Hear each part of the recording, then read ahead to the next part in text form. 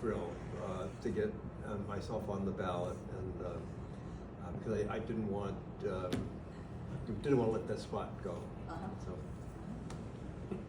And was there anything that you had to learn that you felt that was new for you in this position? Well, there's a lot to learn. This library is a little bit like a computer. You only know how to work little bits of it, and there's actually a lot to it. And so I've been learning more and more about the library as time goes on.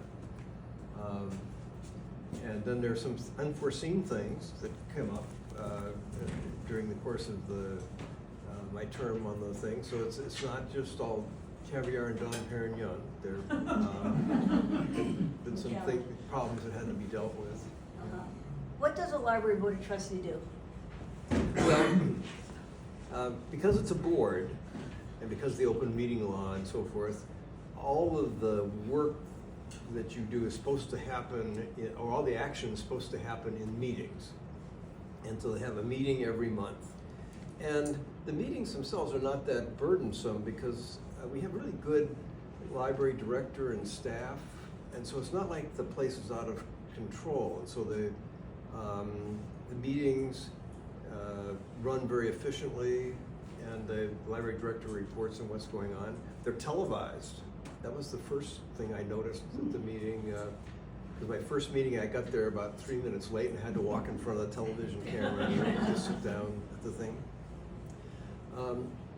And because they're televised, the conversation isn't as free-flowing as it might be in this room. My impression, it's a little more scripted. But on the other hand, sometimes there are decisions that need to be made, and they have to be talked about. Yeah. But in terms of the actual job of a trust, the board of trustees manages the property of the library. I mean, you're kind of limited in terms of what you deal with, right? Well, I guess what I found, because there was recently some questions about what the role of the board is, I found out that there was a statute that creates the board of trustees. And so if you're a town and you have a library, then you have to have a board of trustees. And the board of trustees is given responsibility for the custody and management of the library. So it really is a very broad responsibility. You don't really want the individual trustees running the library. You want to hire professional staff. So one of the principal things that the board does is try to hire a really good person as a director. And then there's a little bit of an art to managing what's going on in the library without getting in the way of the director, but still knowing what's going on. And so I think you need to stay informed about what's happening. You need to be able to ask good questions of the director, and be sure the director can justify what the director is doing. And then the other thing that the trustees can do sometimes is if you need something from the town, the trustees are sometimes more effective advocate with the town than the director, because the director, if the director should be paid more, it's a little hard for him or her to go to the town and say, I should get paid more. But it's easy for a trustee who's not getting paid anything, right, to go to the town and say, you really got to stay competitive here on the pay. Does the library director work for the board of trustees? Do they you say you're involved in hiring? Yeah, that's. But it's tricky. If you want to know what's in the law, the way I read the law is not very detailed, right? It just says custody and management of the library, and then there's a handbook that the Library Association has put out about how to be a trustee, and that you're supposed to be hiring and managing the library director. But as a practical matter here, that the library director also is managed by the town administrator, in terms of salary adjustments and things like that. And we get all of our money from the town administrator, so we got to stay on good terms with the town, or we're not going to get the money that we need.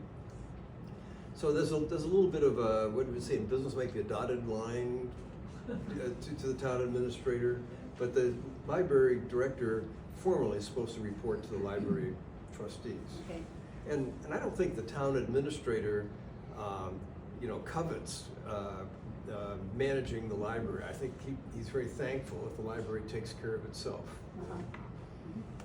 Good. So anybody else have any questions? of- It's a 3-year term, right? Three-year term. And how many trustees are there at one time?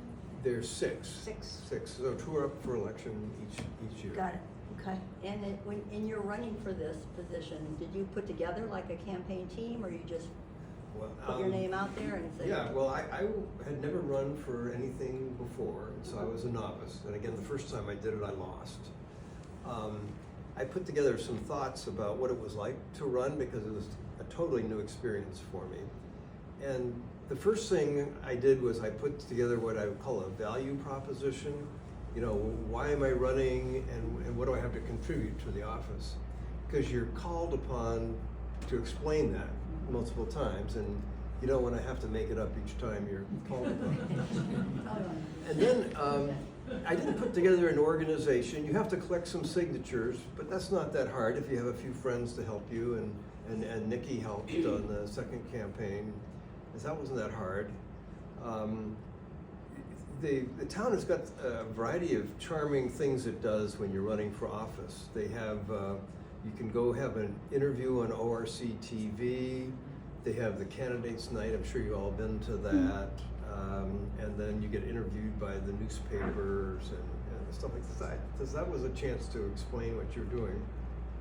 And then I finally, you know, I got kind of wrapped up in it, and one of the other trustees convinced me and Ruth Jolliffe to buy a couple of yard signs for ourselves.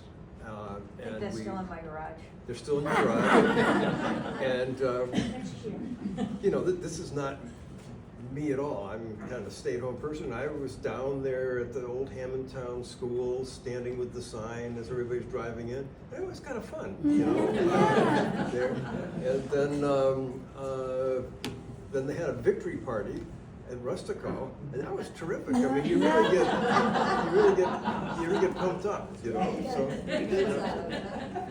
anyhow. Great. Okay, so anybody have any questions for Bill? I know we don't have a lot of time, so we need to keep moving along here. Yes. What do you think the team needs, the Board of Trustees needs right now? One thing we need is a little age diversity.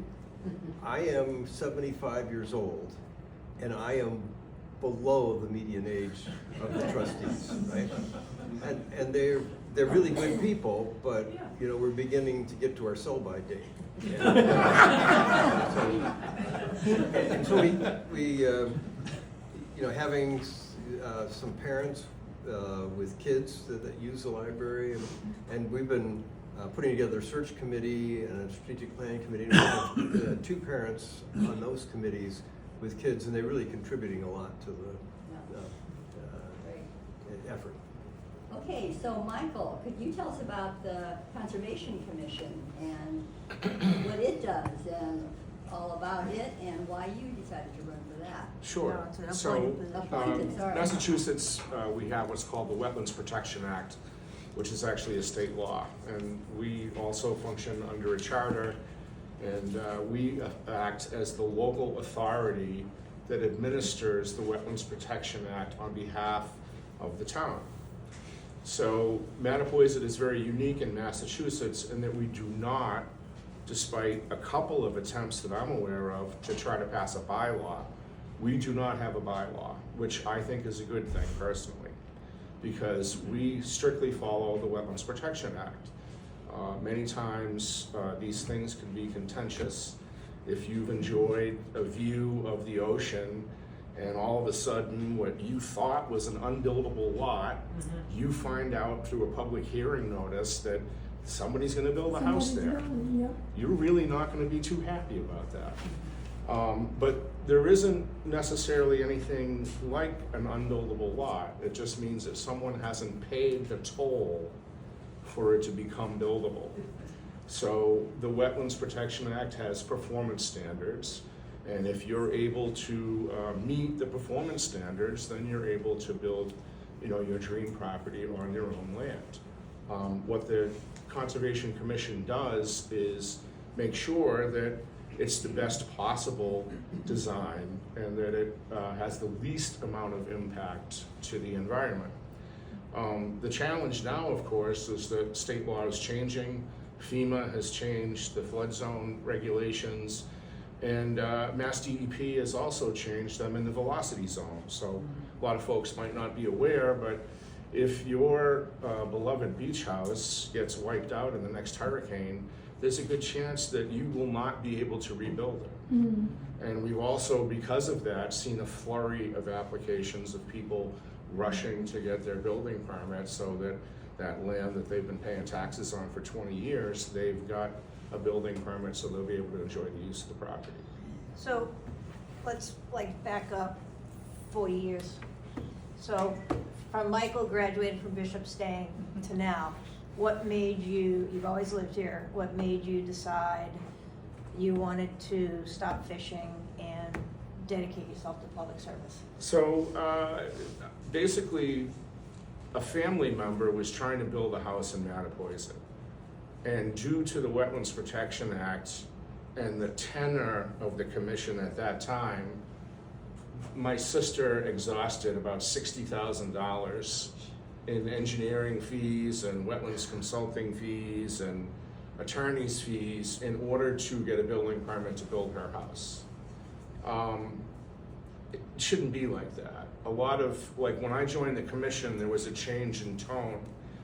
The commission members then thought they were in the you can't business. Like, you can't do that. It's the wetlands we're not in that business. We're in the you can business. This is the state law. This is, how you get your engineer to meet those standards so that you can achieve, your dream if it's achievable. Sometimes it's not. But that was, 20 years ago that she went through that experience. Ironically, today, I was with a new Mattapoisett landowner who was trying to build just up the now intermittent stream that my sister lives next to. At the time, it was considered a perennial stream. So we were having the same conversation that I was having with a family member 20 years ago. Cool. So how do you get appointed, and how did you express your interest, and how I was far? recruited by 3 of the members of the commission at that time. Carmelo Nicolosi, who was the chairman, Kenny Jawicki, who was a fellow farmer, and a good friend of mine, James O'Dowd. And Jim and I were working together, and I think it was maybe the second month that we were at the same company that he said, "Hey, you should really join Conservation Commission." And I was like, wow, okay. And so I went to a meeting to check it out. I sent a letter in and went through an interview process with the commission, the town administrator, and lo and behold, I was appointed. Then had to take the state ethics compliance information package, which was great. Funny to me at the time, only because I worked for a company that was a GSA schedule contract vendor to the federal government, and they were fined by the Justice Department $30 million for unethical sales practices. And so I had gone through extensive ethics compliance training as part of the consent decree that that company signs with the Justice Department. But that's the thing. It's state law is pretty clear. The open meeting law. We're a public board also. We can't discuss anything outside of the public meeting room. And the only reason I'm still there is, thanks to the Lions Club, I learned Robert's Rules of Order at a very young age. And at the Lions Club, they have beer coolers when they have an executive board meeting. Yeah. And it was, the late 80s when I joined the board of the Lions Club, so it was a little different then. But you learn very quickly as a board member to defend yourself and to run a good meeting if you were the King Lion. And I was the King Lion in 1988.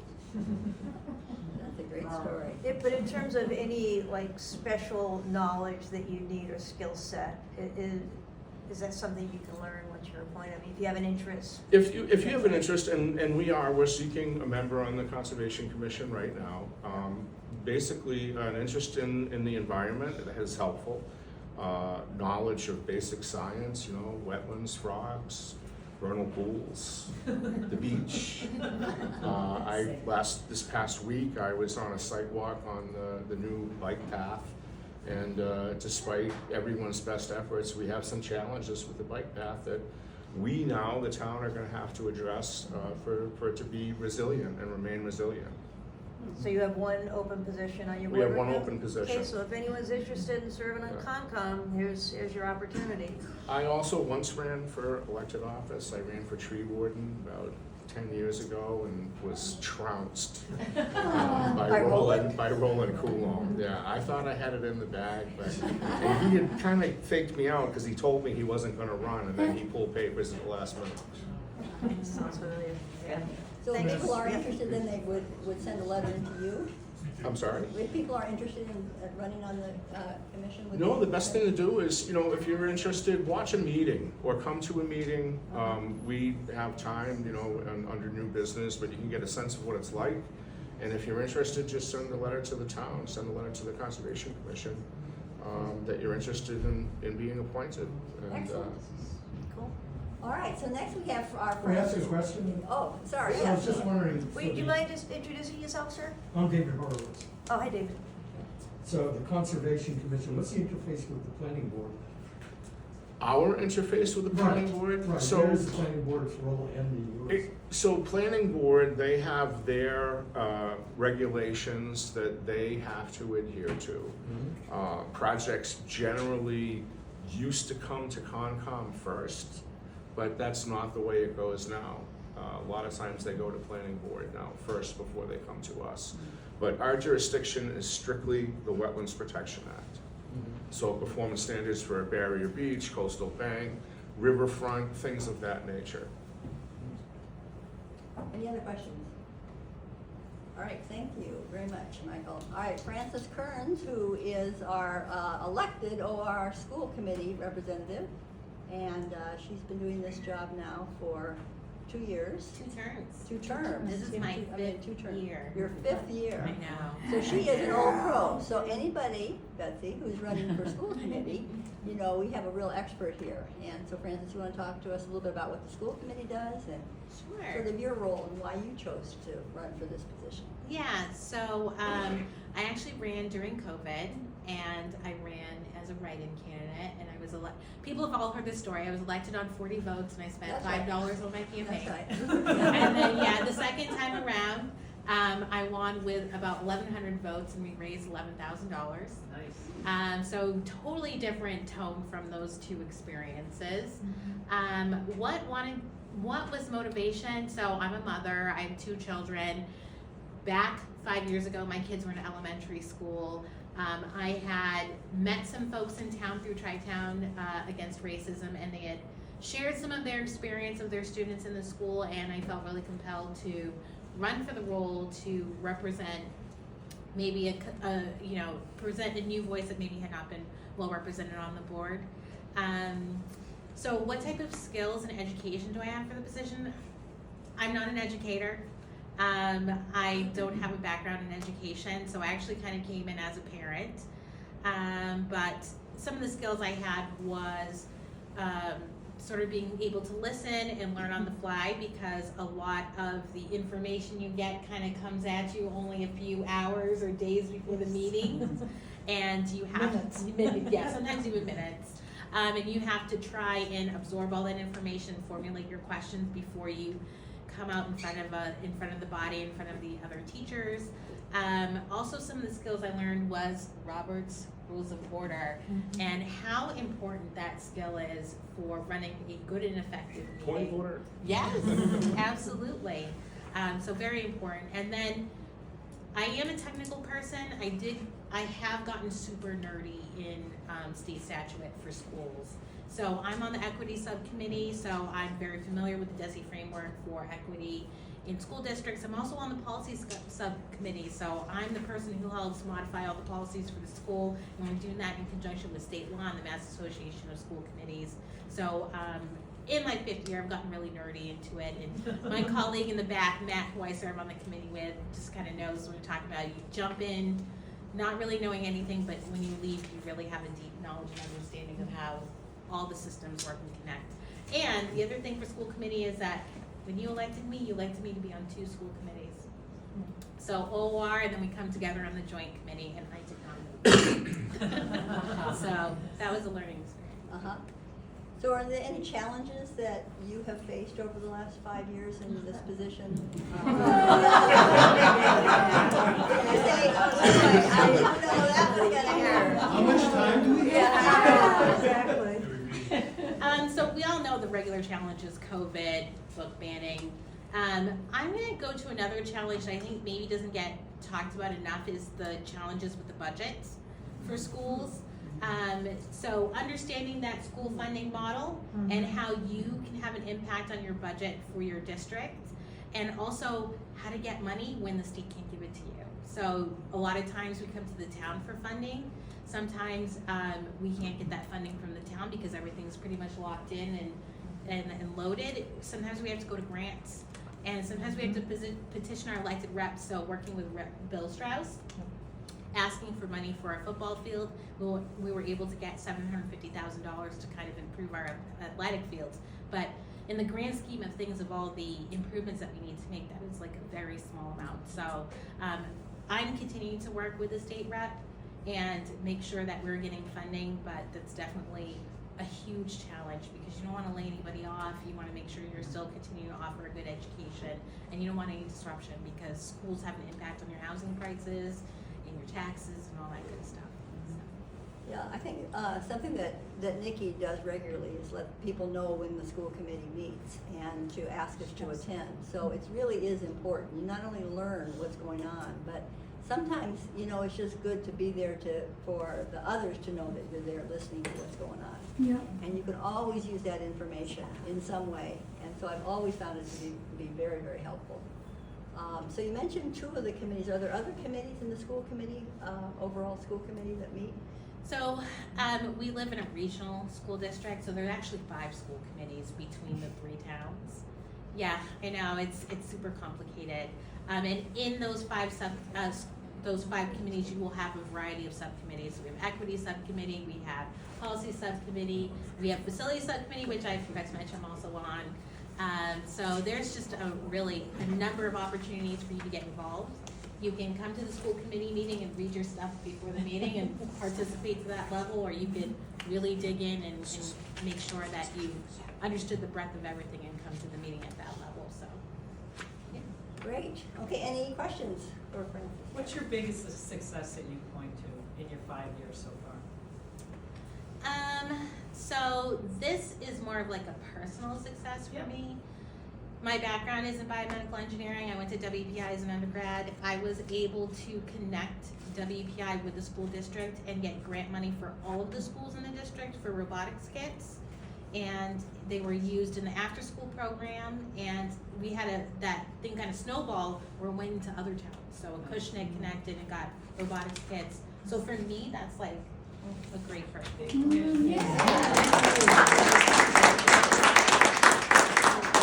So, just so everybody knows, there are 2 spots on the Mattapoisett School, or in the Old Rochester School Committee. Betsy is running for the open spot that Rose Bowman, former principal at Center School, is not going to run for re-election for. Do you want to explain a little bit about how the Mattapoisett representatives are weighted a little bit more heavily than, say, for example, Matt Montero in Rochester? So at the junior high and the high school, because we have a regional school district, across the towns, the votes for the members are weighted based on the number of students that come to the school. So Mattapoisett has the greatest share of students that attend OOR. Yes, and so my vote is weighted higher, yes, higher than the other towns that don't send as many students. So it's really, like, this position is very important in Tri-Town because we have the highest ranking votes. It also goes along with what we pay. Yes. Yeah. So we pay a little more, but We we're get a lucky. lot more. We get a little Yes. more. So there is also an open position on the Mattapoisett School Committee.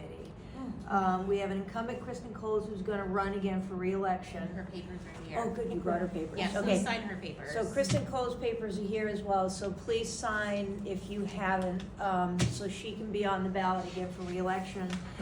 And then Amanda Hastings is not gonna run for re-election, so we are actively looking for a Mattapoisett School Committee candidate. So if anyone is interested, or you know anybody that's interested, happened to your friend? No, not interested, okay. Oh, all right. We really need to protect that seat. We have a vague idea of maybe some of the other folks who may be running for it, and we want to prevent that, if at all possible. So if you, hi Liz, go ahead. I just want to ask a question real quick. This position really looks at the elementary schools, right? And the relationship between sending a representative from that committee to the ORR committee, how do you decide?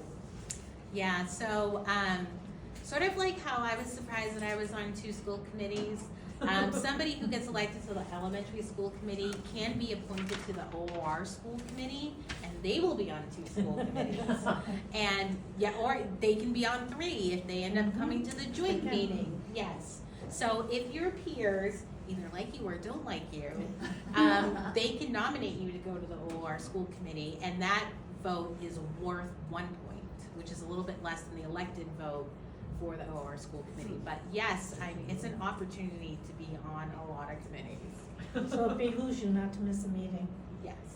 Yeah, but we're really looking for a candidate to step into Amanda's shoes, and we will help them run their campaign. So if you know of anybody, please send them our way. We're gonna talk a little bit about the campaign in a little bit. I just want to mention too, we were supposed to have Nate Ketchel here from the planning board, but he is tied up with his daughter, so he's not going to be able to talk to us about that. So I'm sorry, we would have had someone from the planning board that could have answered your questions, Mr. Horowitz. Okay, Michelle, you're next, last but not least, and you're on the Board of Health.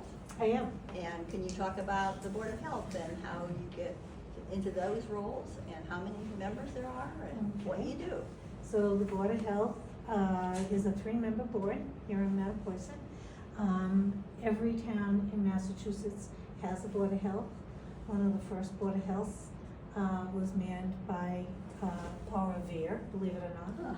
So it's been around, and it's a required board like conservation, and like the library trustees, it's by statute and required. It's an elected board, and I didn't actually run for this position. My campaign consisted of about 15 minutes on election day. Did a lot of work. Yeah, it was a lot of work.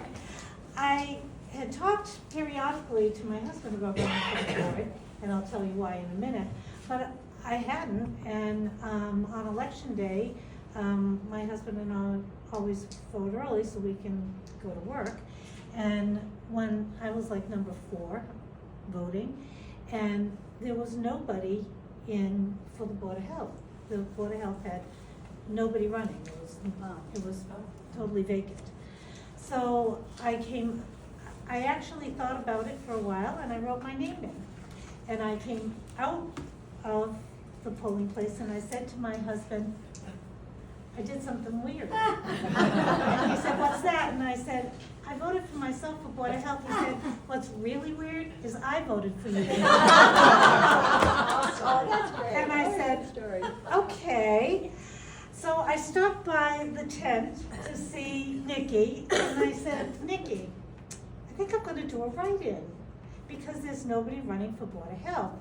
And the reason why I thought I was qualified was I spent 20 years running the trash and recycling program for the town of North Attleboro, but 7 of those years I was the assistant town administrator. So I had a lot of experience in terms of a municipal board. I worked closely with the Board of Health in North Attleboro, even though I was a separate landfill enterprise. So my budget was totally self-sustaining, which meant we had to earn our money to stay in existence. We didn't get any money from the town, and or not from the town budget, from the general budget. But I had, experience in doing 50% of what the Board of Health does here in Mattapoisett, which is pick up your trash and run your transfer station, and hopefully run hazardous household waste days for you. And I knew a little something after having been on the Board of Selectmen with several other aspects. I had done several vaccine clinics, like 7 of them. and, you know, work that way. So I had some knowledge about Board of Health. So I checked with Nikki, and I made 6 or 7 phone calls, and I got 45 votes, There you go. and, became. On election day. On election day. That is On so election cool, day. I love it. And got elected to the Board of Health. And I have spent 3 years learning about septic systems. It's interesting. I mean, I never really thought much about it. I did know about Title V because years ago I sold real estate. So you have to know about Title V if you're gonna sell real estate. And So it's your office that comes out to inspect? our health agent, so we Uh-huh. have 3 employees in town under the Board of Health. Uh-huh. We have a health agent, who does perk tests Uh-huh. and understands soils and, is called to boarding events. We, 2 weeks ago, had a landlord-tenant dispute over, things not done in an apartment, you know, so those types of questions come to the Board of Health. And we have a tremendous agent, her name is Gail Joseph, and she's extremely knowledgeable and well-educated and really knows her stuff. I had a nice chat with her when we had to redo our Title V. And she knows her Very stuff. fortunate, we have a very, And she's- very good health agent. Yeah. She The is, she's Conservation excellent. Commission acts with her Yep. on a very regular basis, Well, and she's and even consummate more so, professional. because we've told her that we want septics to go to Concom first. Because, this town is underwater, like any Yeah. other coastal community. Yeah. And so it's really important that the Board of Health and the Conservation Yeah. Commission really care about what's happening. And, if we need to be telling someone that they have to put ballast on their septic system, I want conservation to be part of that and to say, yes, there's that much water, or yes, they're in, the velocity zone and we need to deal with it. But all of that I've learned pretty much on the job, which is great. Because I had the 20 years in trash, I haven't really had to do much. We call your job trash. Oh, yeah, trash lady. I'll tell you, trash is really important. It is. You never really think about it, but nobody comes to your house every week and does something for you. Your government doesn't come to your house every week for you, except for your trash. Your government picks up your trash every week. Fire department doesn't come. If you don't have kids, you don't have anything to do with the school. Hopefully the police don't come every week. But your trash comes every week, and your Board of Health really controls and makes sure that the trash trucks are the right trucks, and that they come and they pick it up, and they follow through with their contract. And that's basically what the Board of Health does. They do that, and then if you have a septic system that's needing repair, or you're gonna build your new dream home here, and it's not somewhere where we have water and sewer, then you're gonna end up coming and talking to us. So Michelle is up for re-election this Yep. year. Did you pull papers yet? I haven't, because I Okay, was a little all right. busy since the So she's 27th. she's up for re-election, so we'll probably get some of her nomination petitions and Yes. circulating them for signature, but just remember that name when you go to the polls on May Yeah. 20th. Yeah. So you don't do anything with vaccinations? We do. We That do. is the Board of Health. We run the vaccination clinics. That's our other employee. So Okay. we have 3 employees. We have a clerical, Megan Gonzalez, who's wonderful. And we have Emily Field, who is our public health nurse, and she reports to the board. And she's tremendous. She really knows her stuff. She runs Great. our vaccine clinics, and she's the one, if you're looking for a free COVID test, you can thank Emily. She's the one who makes sure we have them. And she really knows her stuff. She visits shut-ins in town, and we're very, very lucky to have her. That's great. All right. So Michelle, had no idea. what happened to the other guy? Yeah, exactly. Well, the other guy was Ken Delwicki, and he didn't hand in his papers correctly. So he didn't end up on the ballot, and when the ballot was empty, I thought, well, I had just recently, I retired 3 years ago, and I thought, what am I gonna do with all this knowledge? And it was good timing, because we've redone the contract just last year, so I brought all my contract knowledge with me, which was fun. And my knowledge of the people in DEP who I've dealt with for 20 years. Do you want to speak a little bit? Go ahead, Matt. I just had a question.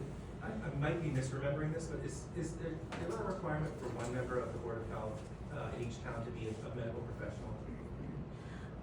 I don't know that that's true. No, I don't okay. believe so. No. In fact, I can say no. Okay. Because I've been very busy. I was busy for 20 years with the Board of Health in Mattapoisett, and none of them, I mean in North Attleboro, and none of them in 20 years have been a public health official, so, yeah. We actually now belong to the coalition. There is a coalition of 5 or 6 communities, chaired out of Westport. They're regionalizing nowadays and trying to provide services that the state could help us fund and help us provide, because some towns don't have the money to have decent staffing. Mattapoisett, we've really done well, but a lot of smaller towns don't have that. And so they're trying to pool resources, and so we've joined the Southeastern Regional Coalition, and we are a member. We haven't done a lot, we haven't really needed them a lot because we've been lucky, we do have staff. But they have staff, they have an extra agent if we need an agent, if anything happens to our agent and we need one.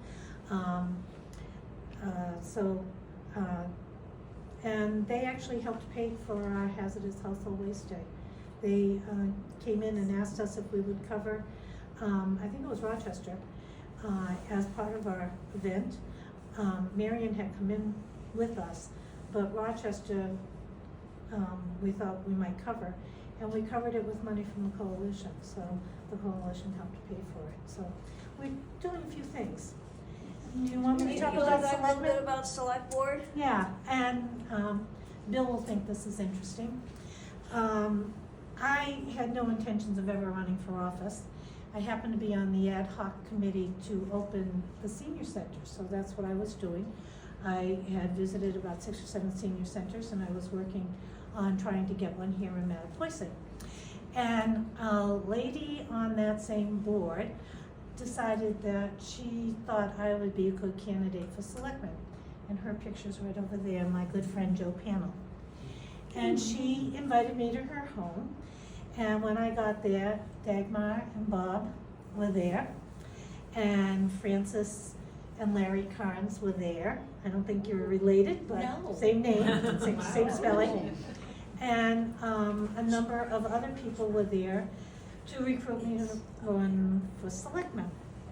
And my husband tried to convince me not to run. Told me that he would take me away on this big vacation if I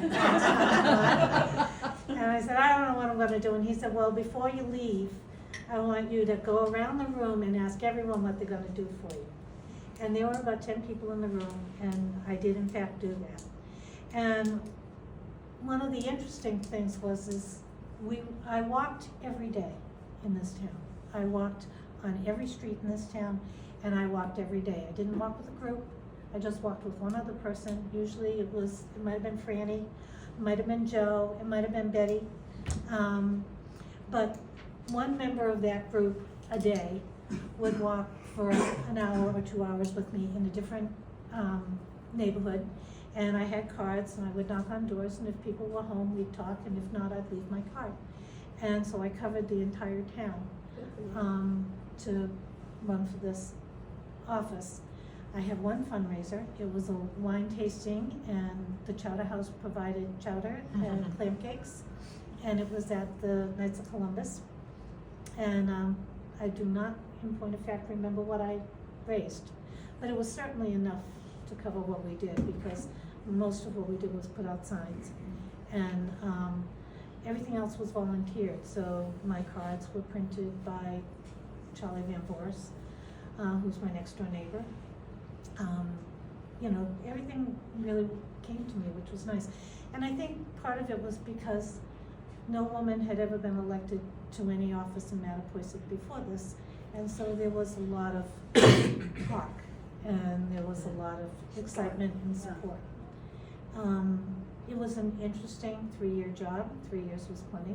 And when I- was that? When did you? 1996 to 99. Uh-huh. And, but interestingly enough, I chaired the the open space committee, and we wrote the open space plan, which is still the open space plan in existence. I helped chair the master plan committee, because I was a selectman at the time. That master plan, according to Jordan Collier 3 weeks ago, is still in effect. There's another one that's been written, but apparently he tells me personally that he doesn't like it, and I don't think it's been accepted, so the old one is still in place. So we did a lot of things and got a lot of things done, and they're still here. And I called Jordan the other day and said, if you wanna redo the master plan, it's a lot of work, I get it. I will do it. I'll step up and volunteer, and Good for you. we'll get Awesome. started Thank you. doing it Awesome. again. So that's a committee that's probably gonna start soon. And I think if anybody's interested, you need a lot of people on that committee. We did things like held charrettes in every little neighborhood, the Neck, Brant Beach. We held charrettes. We need people to do that. You need a lot of people to do a master plan. So if you're interested and you don't wanna run for office and you don't want 3-year commitment, something like the master plan would be a great committee to get on. And the other thing to think about is the finance committee. I'm listening to Francis talk about budgets. The finance committee just recently at our last town meeting, or next to last town meeting, we opened it up so it's no longer by district or where you live, it's now anybody. And we were shy 3 people at our last town meeting. So the finance committee needs people, so if you're interested, if you're good with finance, you're good with numbers, I know they need people. As a matter of fact, they only need one alternate vacancy. I Yeah? got the- Yeah, When we'll did talk that about, happen? Oh, yeah, okay. we'll talk about the appointed positions and the vacancies, Because but at town meeting, Yeah. we were shy, there's been quite a few appointments in the Good. last 6 months or so. last 6 Yeah. months. So do you Okay. wanna Yeah. move ahead and talk Yeah, about the let's positions? do Yeah, that. Yeah. let's move on to Yes. how do we decide if we're gonna run? Oh, good question. There you go. So- Let's so- talk a little bit about campaigning. Yeah, so we have examples here, 4 people here who are volunteering their time and really contributing in a very significant way to Mattapoisett and to the lives of residents here. And I think it's outstanding, and I think we should give a round of Yep. applause and thank you very much.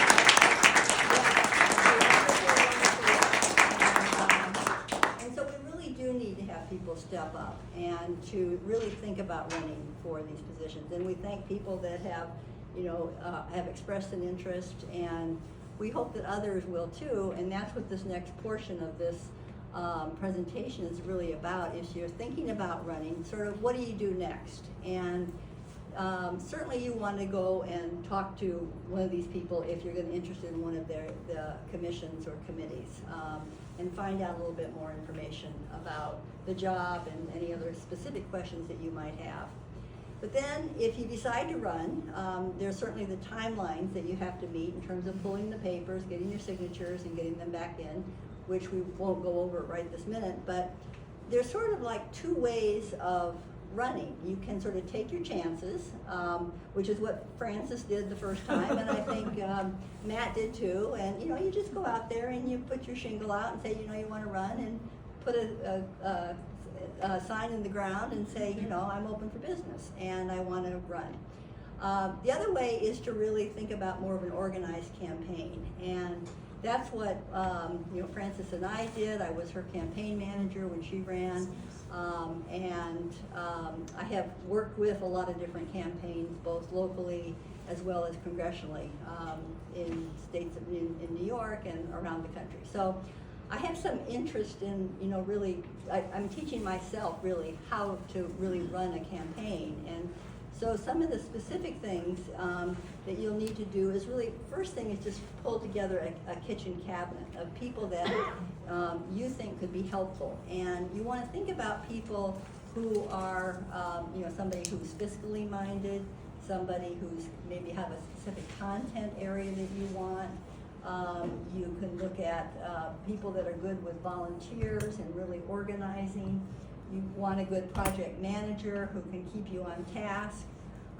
And you have to have, you know, a campaign manager who really works very closely with the candidate. And so the candidate, depending upon the position, is out there meeting people and also trying to raise money. And so at the congressional level, that's all they do. They just are on the phone all the time. They keep track of everybody they call. They send postcards. They do whatever they can to try to bring in more and more money. At this level, I think as races become more competitive, you need more money. That's the reality. And we were concerned with Frances's campaign about the competition that she might have. And she was really able to raise this $11,000 that really helped us really write more, get more palm cards printed, get more signs, be able to do more phone banking and texting and that kind of thing. So you allocate money for these different purposes. So we talk here about the kitchen cabinet. I think we have there. Those are the different positions that you want to think about recruiting for. And you call it a kitchen cabinet in the beginning because you're really trying to figure out if are there people that are really, that you want to have part of your campaign. And at some point you move from a kitchen cabinet to a campaign. And that happens when you solidify in your own mind who you want to have working with you as a group. With campaigns that are for the most part, the campaigns that we'll run here, they're going to be run by volunteers. We're going to have somebody be assigned as a volunteer coordinator, somebody as the treasurer, somebody as the field director, somebody as communications, somebody as graphic designer. So you'll have these volunteers that you'll assign. In the congressional job, you're going to pay people, and so it becomes harder then to recruit people and find the right people. And I mean, even with volunteers, of course, you want to find the right people that are going to have these skills. But in some ways, it's just very hard to find the right folks for the right job. As we know in any setting, and you take risks, and if somebody doesn't work out, it's the worst thing in the world because it takes forever to bring in somebody new, and you don't really want to do that.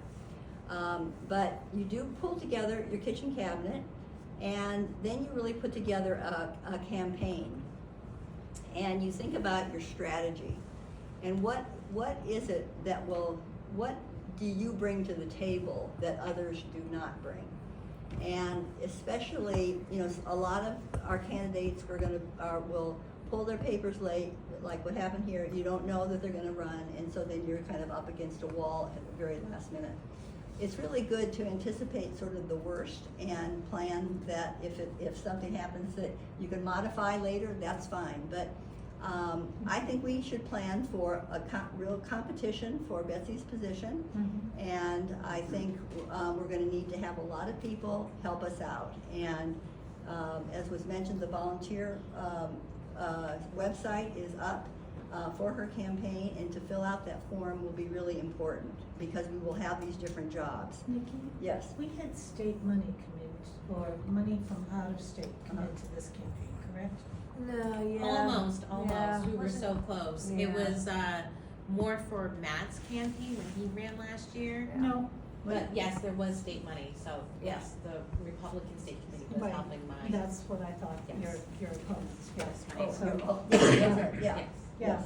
so That's right.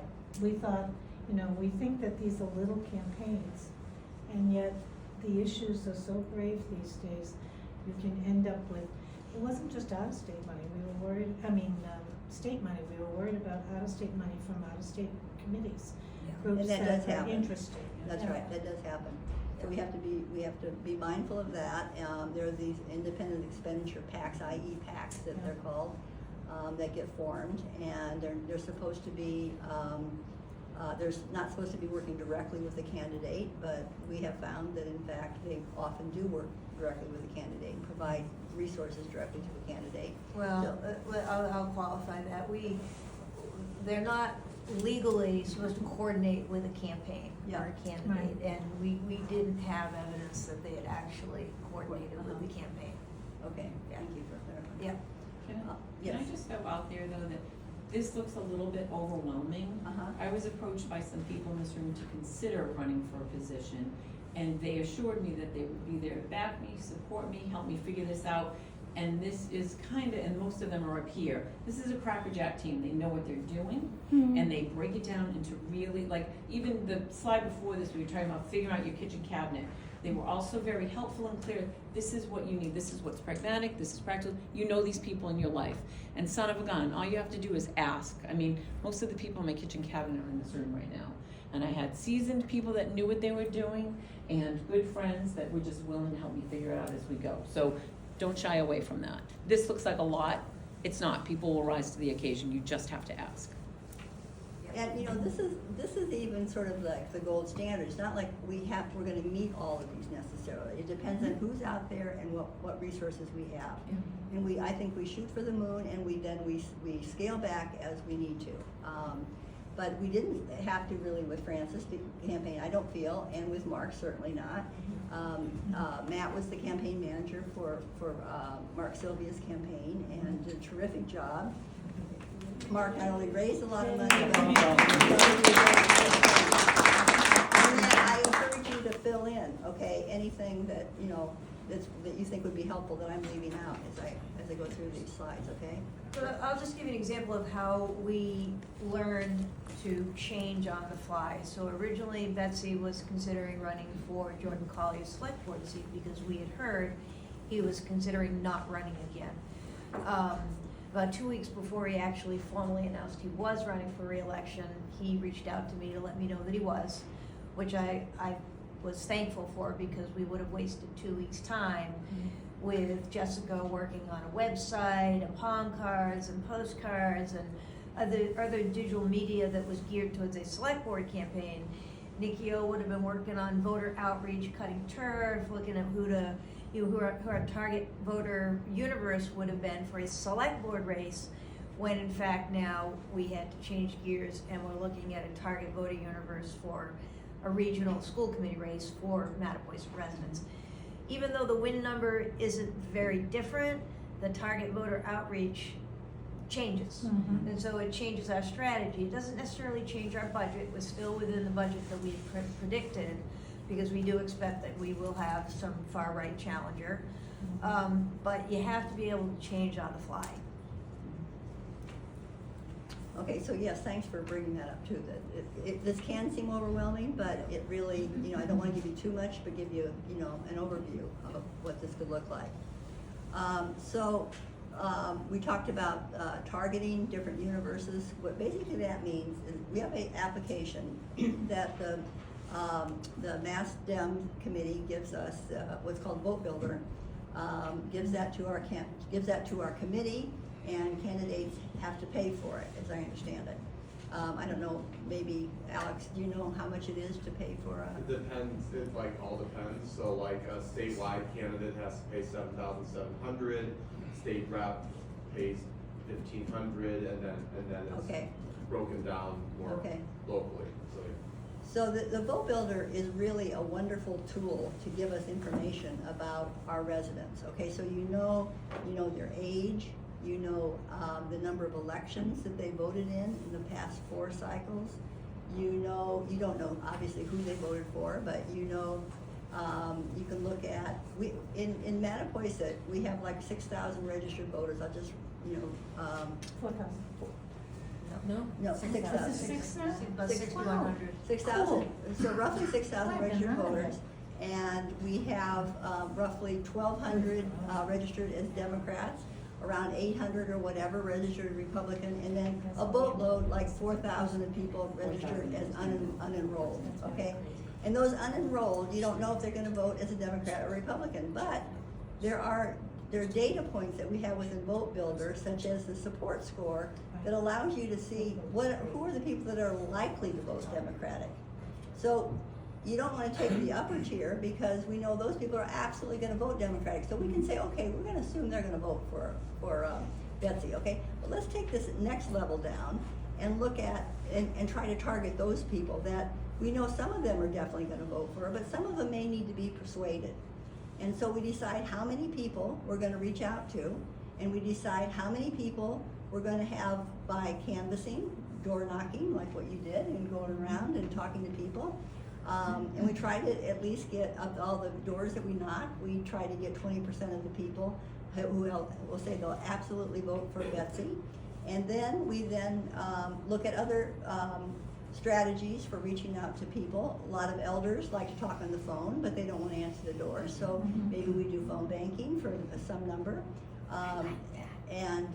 Texting then is good for the end of giving just information to people. Don't forget to vote, and everybody that we've identified that's gonna vote for Betsy, we're gonna say, we're gonna do what's called, it's Get Out the Vote, GOTV, you may have heard of, and get people to then text those folks that we know are for sure Betsy supporters, and remind them and ask them to bring a friend along with them to vote.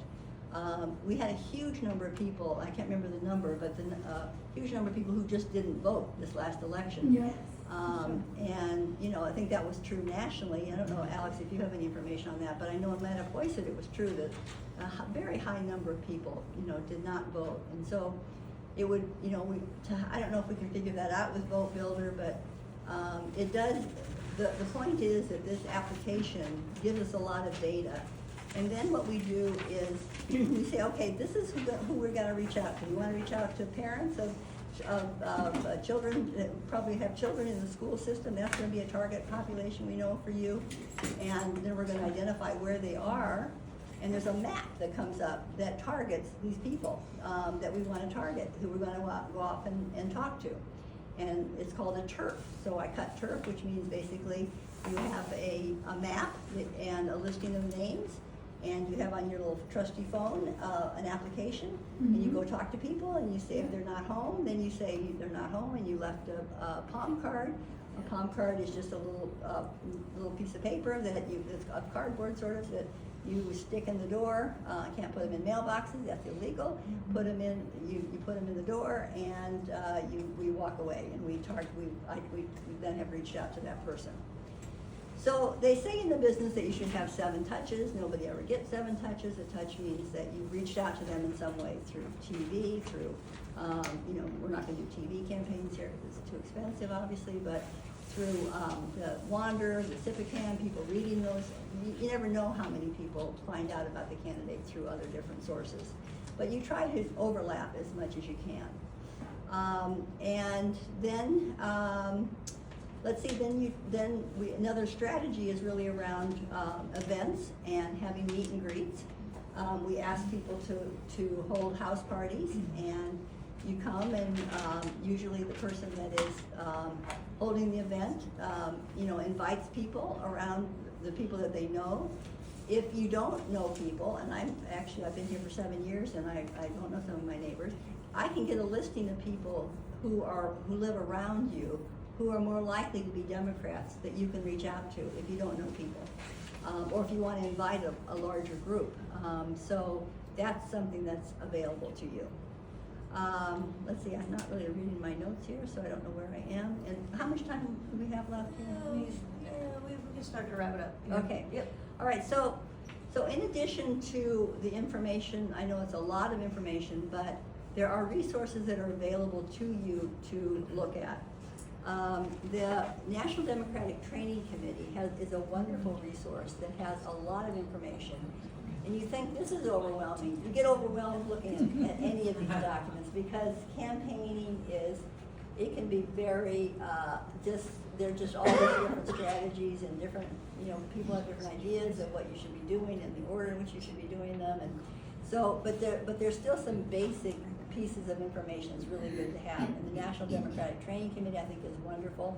I think the Arena Academy is wonderful. I've taken a lot of classes through them. I've been in intensive trainings with them, and they have what's called a toolbox that gives you a lot of information. It's really wonderful. So any of these resources are also available to you. So I think that what we hope to do here tonight was really just to give you an idea of what it's like to run a campaign, to hear from folks that have run the campaigns or have run for positions and have won those positions or been appointed. And we really hope that you'll consider running yourself. Anybody have any questions? So I just wanna update, I got, oh yeah, you These did are the elected, elected. okay. Yeah, All right, and these are the appointed. all right. Okay. So you see the elected positions that are open there on that previous Okay. slide. So there are, there's actually some spots that don't have any candidates. So for example, if you wanna be the constable, I think they serve warrants, right? Serve warrants, Yeah. yeah. So Divorce there's, decrees, they serve legal notices. yeah, so there's 2 vacant positions as constable. Is tree warden still available? Cause Mike, are you interested? Mike was running for it. Yeah. I don't Are think you so. sure Roland's running for reelection? I think Roland's gonna run. Is he gonna run? Oh my God. Well, maybe let's just. Yeah. We have a real problem. So Lizanne Campbell, she's our moderator who was elected last year. Jack Eklund actually trained her, she's awesome. Dana Barrows is running. Who's running in water and sewer? Dana Barrows, yep. Nate Ketchel is running again for planning board. John, I don't know John Wilbur, herring inspector. And Very then- avid fisherman, fishes with Tyler McAllister. Okay. Definitely a very knowledgeable individual about Okay. fish. And then we got McCullough and Michelle Hughes for community preservation. I'd like to encourage anyone who wants to get involved on the community preservation committee to run. We need some change, changing of the guard on that committee. And then we have appointed boards, and I got some updated information. Yeah, because I thought we See had that? openings on I got some the updated FinCom. information this afternoon from Mike Lorenko. So the Agricultural Commission has 3 vacancies opening. Bike Path Study Commission has 2 vacancies. Board of Appeals has 1 regular and 1 alternate vacancy. Capital Planning has 2 regular and 1 alternate, that's a 7-member board. Capital Planning Committee is a very important committee for our town, so if there's any interest, I encourage people to send a letter in to the committee and to Mike Lorenko to be appointed. Cemetery Memorial 7-member board has 1 vacancy. Community Preservation does not have a vacancy. Concom, Michael thinks it's 2 alternate positions. Council on Aging has 2 vacancies, and Anita Zagambo is going to request appointment for one of those. Nice. That's Francis's mom, if everybody doesn't know.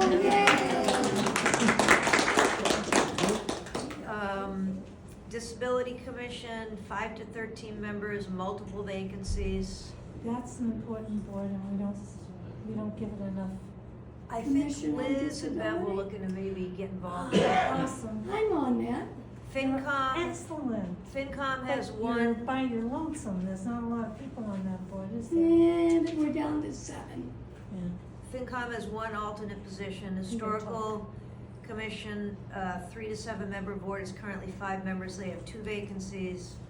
Holy Ghost Reuse Committee, no vacancies. Marine Advisory Board has 1 regular member vacancy. Mattapoisett Cultural Council has multiple vacancies. It's a 5 to 22 member board, and they only have 8 members. They give out amazing grants, and the schools really benefit from what comes out of the cultural council. So, yeah, if you're thinking about a board, it's amazing what comes out of there. We, you know, if you're not party to it, if you're not in the schools, you probably don't know what's happening with it, but it's an important board. Mattapoisett Tree Planning Committee, there's no vacancies. That's been an active committee the last couple of years. What's that? Planting. Planting. Oh, Planting. sorry. Planting. Did I say Planting. planning? Sorry. No, I wrote planning. Says Oh. planning. It says planning. Yeah. Planting. It's the Planting. planting people. Planting. And then the Scholarship Fund Committee, That's a good committee. has no fewer than 4 appointees, there's multiple vacancies, and has to have a superintendent's designee. Do you know anything about that? I do, but, Yeah. yeah.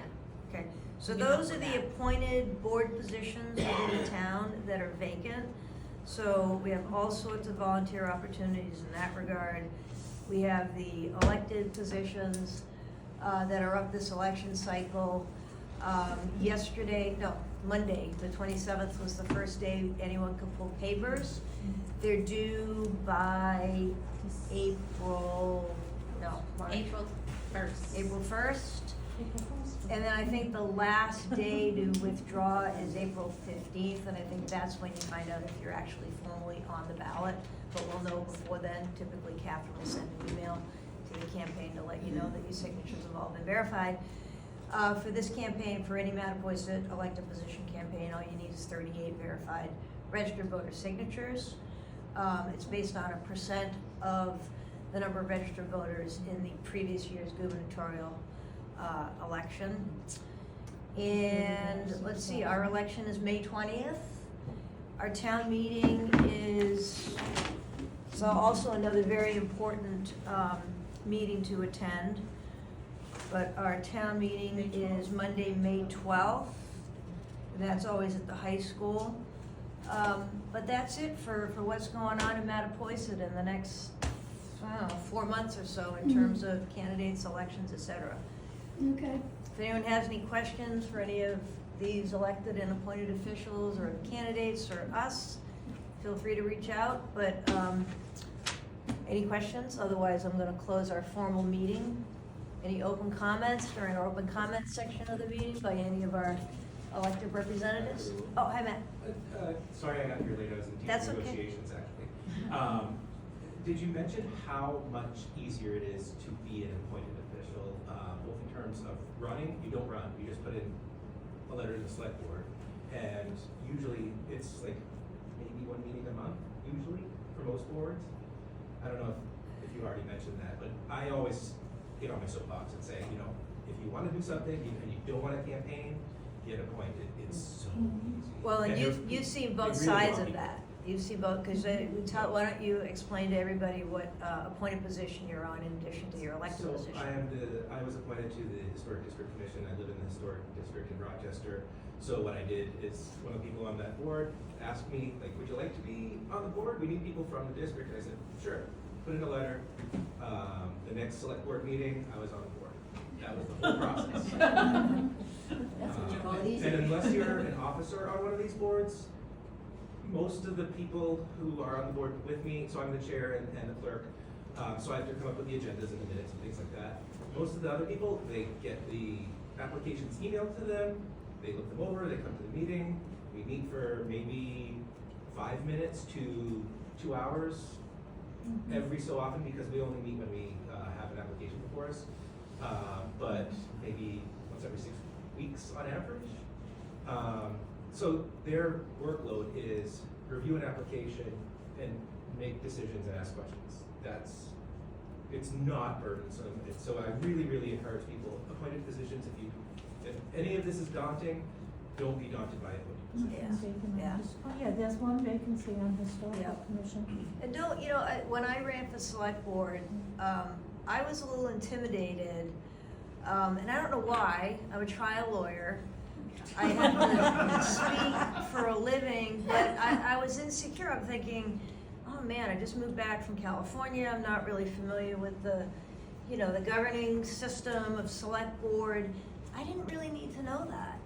I had to be able to speak intelligently about the issues that face our town. We were talking about this at the forum we went to Saturday, that to ask a woman to run for office, you usually have to ask her 3, 4, 5 times. Whereas you ask a guy to run for office and they're down with it one time and they're in. Women should not be afraid to run for public office. I think we need more women to step up and run for some of these elected positions. And we have a strategy that we're going to be implementing in the Tri-Town that may open up more opportunities for women to run for elected positions for each of our select boards here in the next couple of years. So we hope to see that come to fruition. Yeah. Elaine's is elected. Yes. How many terms have you served? 4 terms. 4 terms. Yep, on the And planning she's board. had good people that she's worked well with on her board, and then she's had contentious boards, as the rest of us Yep. all have. We've done all of it, Yep. so, and you survive, and you still do good work, and you get good things done. Yep. So anybody thinking about running? Yes, that's the question I want to ask. Dawn? Anybody? I'm just thinking, just. Dawn's just thinking. Dawn's thinking. Dawn's just thinking. We're gonna I get wanna see the Dawn, thinkers. we're gonna get Dawn appointed to something Okay, because all right. he's only been here a couple of months, he doesn't have I know, name but- recognition, we're gonna get him appointed. Get him right in there. Yeah. All right, well, if we don't have any other open comments for a formal meeting, do I have a motion to adjourn? Do I have a second? All in favor, aye? Aye. Thank you, everybody, for the great turnout. I just want to encourage everyone to come up and sign Kristen Cole's petition.